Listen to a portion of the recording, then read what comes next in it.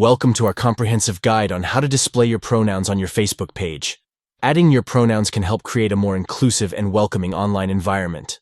Let's go through the steps to show your pronouns on your page. To get started, open the Facebook app and log into your account. Once logged in, tap the menu icon, represented by 3 horizontal lines. Scroll down and select Pages from the menu.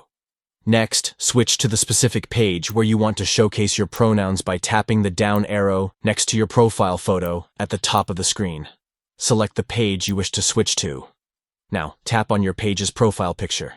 Then, click on the edit icon located at the top right corner of the screen. Scroll down to the section where you can enter your pronouns. Enter your preferred pronouns in the designated field. Once you have added your pronouns, tap Save at the bottom of the screen to save your changes. Congratulations, your pronouns are now displayed on your Facebook page, promoting inclusivity and respect for gender identity. Thank you for watching. We hope this guide has been helpful in enhancing your page with important personal information. Stay tuned for more insightful tutorials and tips.